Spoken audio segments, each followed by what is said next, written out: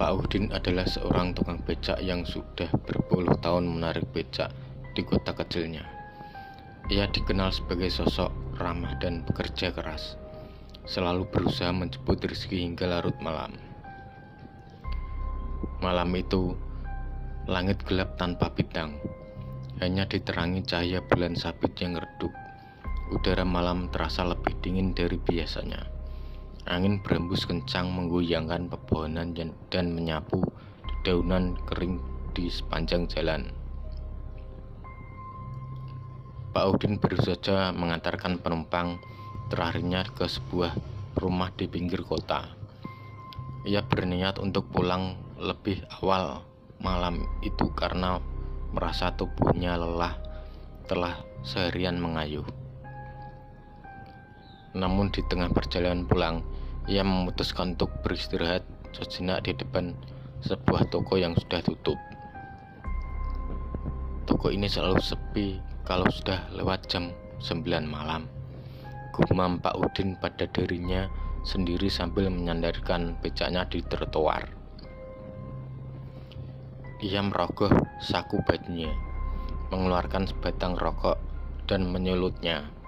Asap rokok perlahan naik ke udara, melayang-layang sebelum hilang ditelan gelapnya malam. Saat Pak Udin sedang menikmati rokoknya, ia tiba-tiba merasakan ada sesuatu yang aneh. Udara di sekitarnya terasa semakin dingin, dan suasana malam yang tenang mulai berubah menjadi mencekam. Pak Udin mengernyitkan dahinya dan menajamkan pendengarannya, mencoba menangkap suara apapun yang mungkin ada. Namun tidak ada apa-apa selain bunyi angin yang berdesir. Tanpa sengaja pandangannya tertuju pada ujung jalan yang tidak jauh dari tempatnya berhenti. Di sana berdiri seorang wanita yang mengenakan gaun putih panjang. Wanita itu tampak kaku, dengan kepala tertunduk dan wajahnya dan rambutnya panjang tergerai menutup wajahnya. Pak Udin merasa jantungnya berdetak lebih cepat. Ada perasaan tidak nyaman yang tiba-tiba merayapi dirinya. Aduh, siapa itu malam-malam begini berdiri di situ? Pak Udin bergumam dengan suara rendah, setengah berharap wanita itu mendengar dan menjawabnya. Namun wanita itu tetap diam di tempatnya, tidak bergerak sedikit pun. Setelah beberapa saat mengamati wanita tersebut, Pak Udin merasa kasihan. Mungkin wanita itu sedang butuh tumpangan, pikirnya. Ia memutuskan untuk mendekati wanita itu dan menawarkan jasanya. Permisi mbak, mau kemana? Saya bisa antar, kebetulan becak saya kosong, kata Pak Udin dengan suara sedikit bergetar ketika ia sudah berada cukup dekat. Wanita itu masih tidak memberikan respon, hanya berdiri membelakanginya dengan kepala tertunduk. Pak Udin mulai merasa merinding, tapi ia tidak mau menunjukkan rasa takutnya. Mbak, kalau memang butuh tumpangan, ayo naik saja. Saya antar kemanapun mbak mau. Lanjutnya dengan suara yang sedikit lebih tegas. Wanita itu tetap diam. Pak Udin mulai ragu, apakah ini memang orang sungguhan atau hanya bayangan matanya saja. Namun sebelum ia bisa memutuskan untuk pergi, wanita itu perlahan mengangkat tangannya dan menunjuk ke arah jalan yang berlawanan dengan tempat Pak Udin datang. Gerakan itu sangat pelan, seolah-olah wanita tersebut berada dalam keadaan yang sangat lemah atau tertekan. Merasa tidak enak jika meninggalkan wanita itu sendirian di tengah malam, Pak Udin akhirnya berkata, "Baiklah mbak, saya antar. Tapi Mbak harus duduk di becak supaya saya bisa mengayuh. Tanpa suara, wanita itu perlahan berbalik dan mulai berjalan ke arah becak Pak Udin. Langkahnya lambat dan nyaris tidak terdengar, seolah-olah kakinya tidak menyentuh tanah. Pak Udin menahan napas ketika wanita itu semakin mendekat, mencoba untuk tidak memikirkan hal-hal yang aneh. Ketika wanita itu naik ke becak, Pak Udin bisa merasakan hawa dingin yang menyelimuti tubuhnya. Lebih dingin dari udara malam yang sudah dingin sebelumnya. Ia mengangguk pelan dan mulai mengayuh becaknya, mengikuti arah yang ditunjuk oleh wanita tersebut. Saat mereka mulai bergerak, Pak Udin mencoba mengajak bicara wanita itu lagi untuk menghilangkan ketegangan yang dirasakannya. Mbak, kalau boleh tahu, mau kemana? Sepertinya jalan ini cukup sepi dan saya jarang lewat sini malam-malam. Wanita itu tetap tidak menjawab, hanya duduk diam dengan kepala tertunduk. Pak Udin mulai merasa tidak nyaman, tapi ia terus mengayuh becaknya, berharap bisa segera sampai di tempat tujuan dan menyelesaikan perjalanan yang aneh ini. Namun, semakin jauh mereka berjalan, semakin asing jalan yang mereka lalui. Pak Udin tidak mengenali tempat ini sama sekali. Jalan yang biasanya ramai oleh kendaraan dan orang-orang sekarang berubah menjadi sunyi dan gelap. Hanya ada pepohonan tinggi di kedua sisi jalan. Dengan cahaya lampu jalan yang meredup, hampir tidak cukup terang untuk menerangi jalan. Pak Udin semakin gelisah. Ia mencoba melihat wajah wanita itu, tetapi rambut panjangnya masih menutupi wajahnya. Dengan perasaan yang semakin tidak tenang, Pak Udin mengayuh lebih cepat, berharap bisa segera tiba di tempat tujuan dan berpisah dengan wanita misterius tersebut. Ya Tuhan, semoga ini bukan seperti cerita-cerita seram yang pernah kudengar, bisik Pak Udin pada dirinya sendiri sambil terus mengayuh. Namun ia tidak bisa menghilangkan perasaan bahwa ada sesuatu yang salah, sangat salah. Malam itu, Pak Udin belum tahu bahwa ia sedang memasuki sebuah pengalaman yang akan mengubah hidupnya selamanya. Pak Udin terus mengayuh becaknya dengan perasaan yang semakin tidak menentu. Jalanan yang mereka lalui semakin sepi dan gelap. Pepohonan tinggi di sepanjang jalan menjulang seperti bayangan raksasa yang mengintai, dan cahaya lampu jalan semakin meredup, seakan-akan enggan untuk menerangi malam yang mencekam ini. Hanya suara derak becak dan angin yang menghembus lembut, membawa aroma lembab dari tanah dan dedaunan yang basah.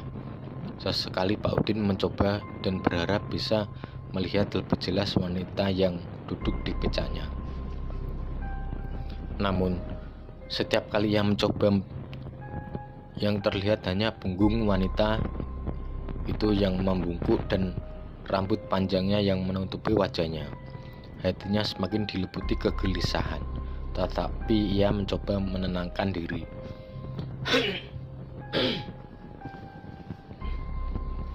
Mbak, kita hampir sampai belum? Jalanan ini kok semakin sepi ya? Pak Udin akhirnya memberanikan diri untuk bertanya, mencoba memecah kesunyian yang semakin menekan. Wanita itu tetap diam. Tidak ada tanda-tanda ia mendengar atau menjawab.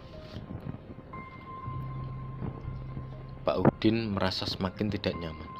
Biasanya penumpangnya akan berbincang atau setidaknya memberitahu tujuan dengan jelas. Tapi wanita ini berbeda. Ia benar-benar hening, seperti bayangan yang mengikutinya tanpa suara.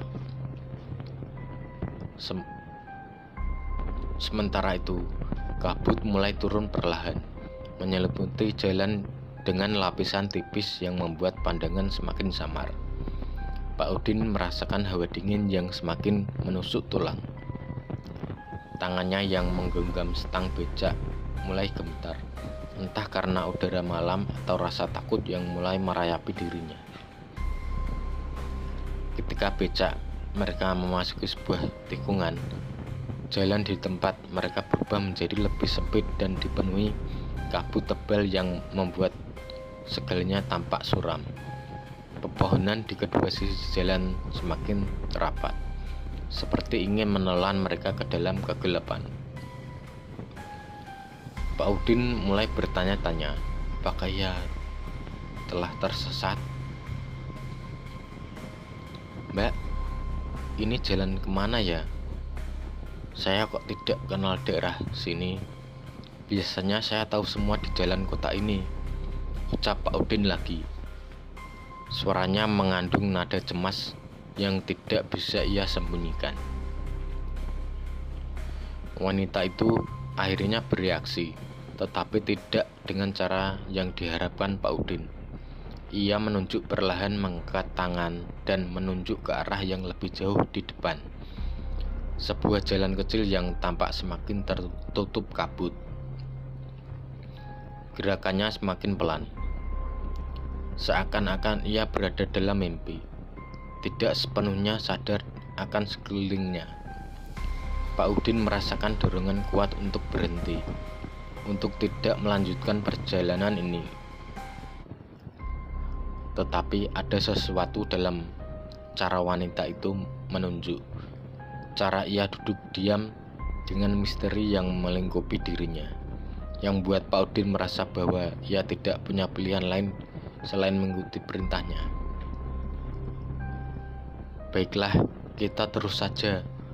Tapi kalau ada yang aneh, saya berhenti ya, Mbak," kata Pak Udin lebih kepada dirinya sendiri daripada kepada wanita itu, mencoba memberikan keberanian pada dirinya sendiri. Ia kembali mengayuh, tetapi kali ini lebih lambat. Setiap kali roda becaknya berputar, suara itu menggema dalam kesunyian malam, menambah keheningan yang menakutkan. Udara di sekitarnya terasa semakin berat, seolah-olah ada sesuatu yang menekan mereka dari segala arah. Hati Pak Udin semakin dipenuhi dengan firasat buruk. Setelah beberapa saat, mereka tiba di sebuah jalan yang lebih sempit lagi, hampir seperti lorong yang diapit oleh pepohonan tinggi dan lebat. Jalan ini tampak seolah-olah tidak pernah dilalui oleh siapapun sebelumnya. Ranting-ranting pepohonan yang rendah hampir menyentuh kepala Pak Udin ketika ia mengayuh. Suasana semakin mencekam ketika suara-suara aneh mulai terdengar dari arah pepohonan. Suara seperti berbisikan yang disertai dengan suara langkah kaki yang lembut, seolah-olah ada makhluk tak terlihat yang mengikuti dari dalam hutan. Pak Udin semakin ketakutan, namun ia mencoba untuk tetap fokus. Setiap kali ia mengayuh, ia bisa merasakan tatapan tak terlihat dari dalam kegelapan, seolah-olah ada mata yang mengawasi setiap gerakannya. Dalam hati ia berdoa agar perjalanan ini segera berakhir, tetapi jalanan yang mereka lalui tampak tidak berujung. "Mbak, saya benar-benar tidak tahu ini jalan kemana. Apa Mbak yakin kita ke arah yang benar?" Pak Udin mencoba lagi, kali ini suaranya bergetar. Ia menanti dengan cara harapan bahwa wanita ini akan berbicara, memberinya petunjuk. Namun alih-alih menjawab, wanita itu hanya menoleh sedikit, memperlihatkan sebagian wajahnya yang pucat. Pak Udin merasakan jantungnya hampir berhenti saat melihat sekilas wajah itu. Dingin, tanpa ekspresi, dengan mata yang tampak kosong. Pandangan itu hanya berlangsung beberapa detik, tetapi cukup untuk membuat Pak Udin merasa seperti terperangkap dalam mimpi buruk. Tiba-tiba becak Pak Udin terasa semakin berat, seolah-olah ada sesuatu yang menahannya. Ia harus mengayuh dengan tenaga ekstra hanya untuk menjaga becaknya tetap bergerak. Peluh mulai membasahi wajahnya meskipun udara malam terasa sangat dingin.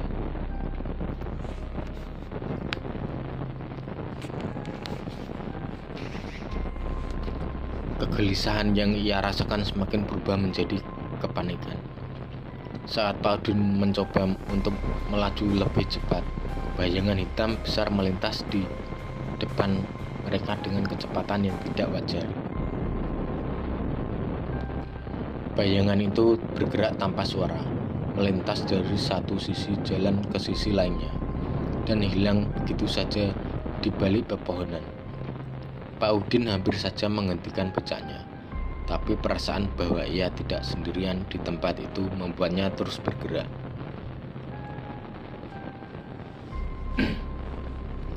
"Mbak, saya rasa kita harus berbalik," kata Pak Udin dengan suara putus asa. Ia berharap wanita itu akan setuju, atau setidaknya memberinya alasan untuk terus maju. Namun wanita itu hanya kembali diam, tanpa memberikan tanda-tanda untuk berhenti atau berbalik arah. Pak Udin semakin panik. Ia mengayuh sekuat tenaga, tetapi semakin ia mencoba melarikan diri, semakin becaknya terasa berat. Seakan-akan ada sesuatu yang menariknya ke arah berlawanan. Di tengah kepanikannya, Pak Udin mulai mendengar suara-suara yang tidak wajar. Suara tawa kecil yang terdengar dari kejauhan, namun perlahan semakin dekat.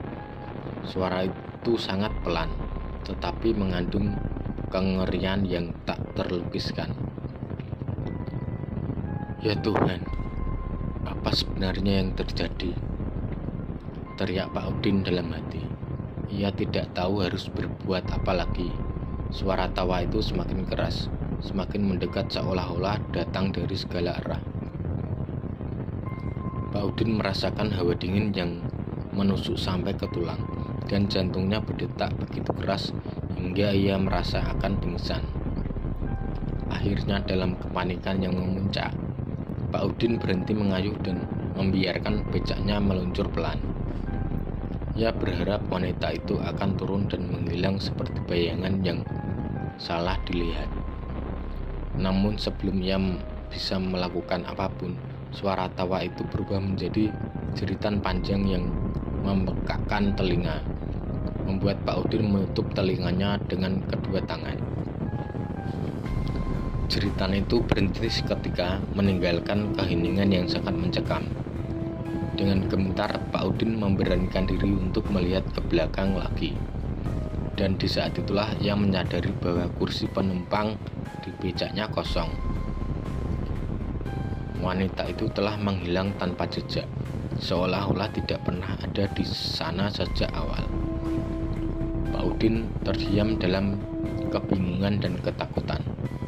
Ia tidak mengerti apa yang baru saja terjadi, dan perasaan bahwa ia sedang berada di tempat yang tidak seharusnya semakin kuat. Tidak ada jejak, tidak ada suara lagi, hanya jalan sepi yang diselimuti kabut tebal dan kegelapan malam. Dalam ketakutan yang mendalam, Pak Udin berbalik, berniat untuk meninggalkan tempat itu secepat mungkin. Namun ketika ia mulai mengayuh kembali, bayangan hitam besar yang tadi ia lihat kembali muncul.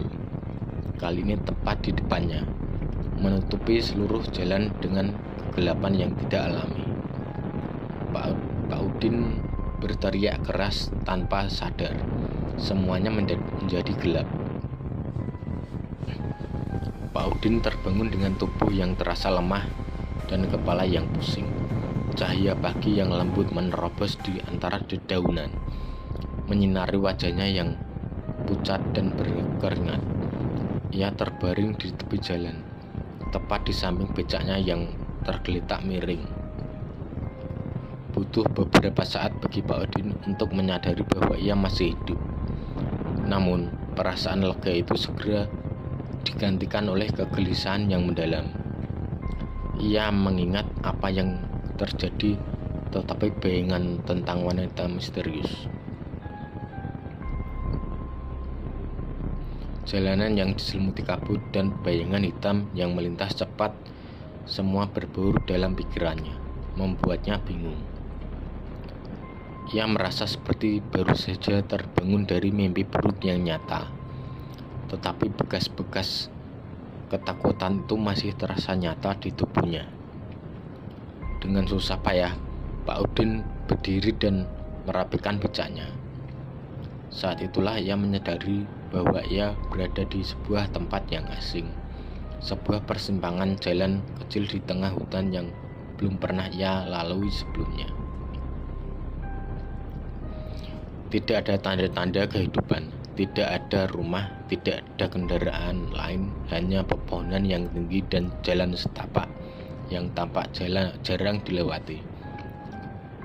Pak Udin menggosok-gosokkan tangannya yang dingin. Astaga, di mana ini? Bagaimana aku bisa sampai di sini? Gumamnya dengan suara serak, mencoba memahami situasi yang dihadapinya. Ia mencoba mengingat-ingat rute yang dilalui semalam, tapi ingatannya kabur. Yang ia ingat hanyalah bahwa ia mengikuti wanita itu menuju jalan yang semakin gelap dan aneh. Dan kemudian ia tidak yakin apa yang terjadi setelah itu. Mungkinkah ia pingsan, atau mungkin itu semua hanyalah mimpi buruk yang terlalu nyata. Pak Udin memutuskan untuk tidak berlama-lama di tempat itu. Ia mengayuh becaknya, mencoba menemukan jalan keluar dari hutan tersebut. Semakin jauh ia mengayuh, semakin perasaan tidak nyaman menghantui dirinya. Meski matahari sudah mulai terbit, suasana hutan tetap suram. Seolah-olah cahaya matahari tidak mampu menembus kegelapan yang menyelimuti tempat itu. Setelah beberapa waktu mengayuh, Pak Udin akhirnya melihat sebuah rumah tua di ujung jalan.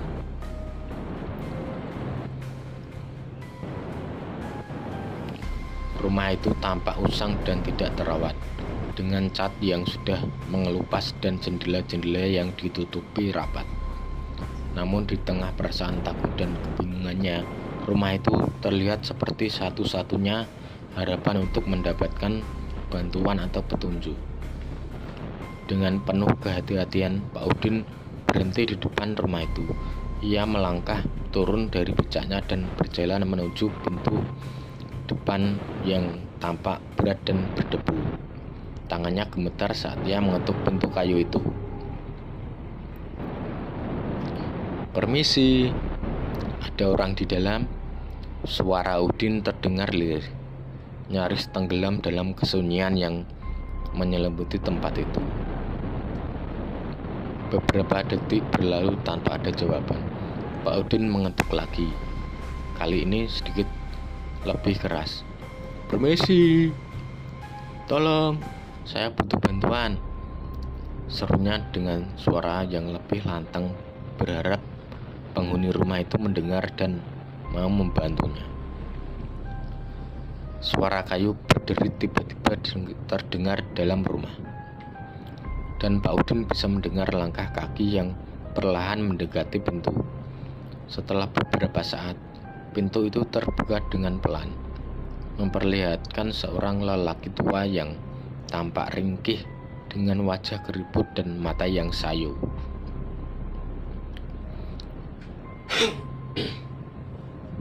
Lelaki itu mengenakan pakaian yang lusuh yang tampak sudah lama tidak diganti. "Ada apa? Siapa kamu?"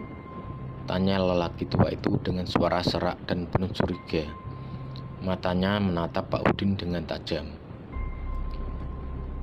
Saya Pak Udin, tukang becak dari kota. Saya tersesat di sini. Tadi malam ada sesuatu yang aneh terjadi, dan tiba-tiba saya terbang di jalan ini.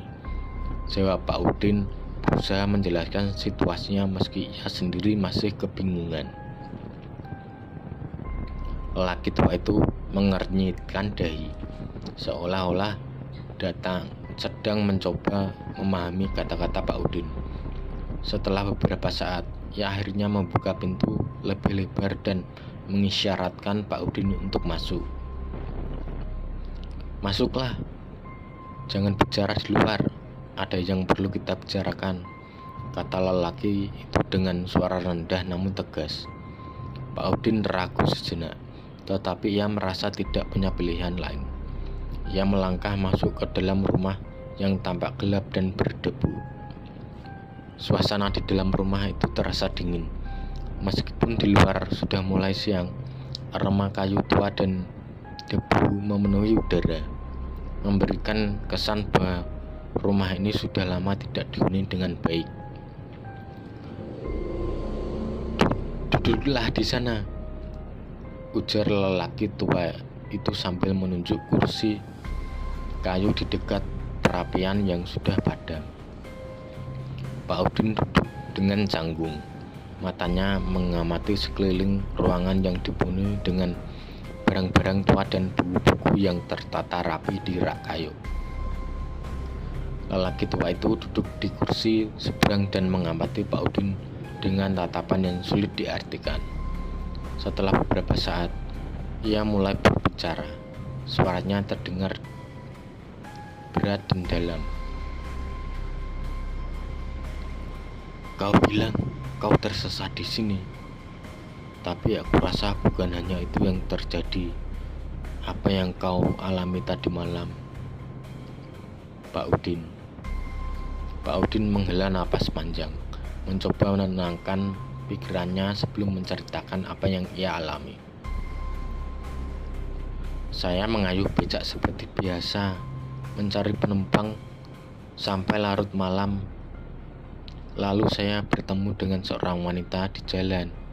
Dia berdiri di sana sendirian dan saya tawari tumpangan. Tapi setelah itu semuanya jadi aneh. Jalannya semakin gelap dan asing. Lalu saya merasa ada sesuatu yang tidak beres. Wanita itu, dia tidak banyak bicara, hanya menunjuk jalan, dan tiba-tiba saya tidak ingat apa-apa lagi." Lelaki tua itu mendengarkan dengan seksama, sesekali mengangguk seolah-olah ia sudah menduga apa yang akan diceritakan oleh Pak Udin. "Wanita itu, apakah kau melihat wajahnya?" tanyanya dengan nada yang lebih serius. Pak Udin terdiam sejenak, mengingat kembali momen ketika ia melihat sekilas wanita itu. "Ya, saya melihat wajahnya, tapi hanya sebentar. Wajahnya pucat, matanya tampak kosong, seperti tidak ada kehidupan di dalamnya." Lelaki tua itu terdiam, pandangannya menjadi lebih serius. "Kau bukan yang pertama, Pak Udin. Sudah banyak yang mengalami hal serupa. Wanita itu, dia bukan manusia, dia adalah arwah gentayangan yang sering muncul di sekitar jalanan ini. Mereka bilang dia adalah arwah seorang wanita yang meninggal dengan tragis bertahun-tahun lalu, dan sejak itu rohnya tidak pernah tenang. Dia sering muncul di malam hari, mencari orang yang bisa dia bawa ke dalam dunianya yang penuh kegelapan." Pak Udin merasa darahnya membeku mendengar penjelasan lelaki tua itu. Ia tidak pernah menyangka bahwa pengalaman anehnya tadi malam bisa menjadi sesuatu yang lebih mengerikan dari yang ia bayangkan. "Apa maksud Bapak arwah gentayangan? Tapi saya masih hidup. Bagaimana mungkin saya bisa selamat?"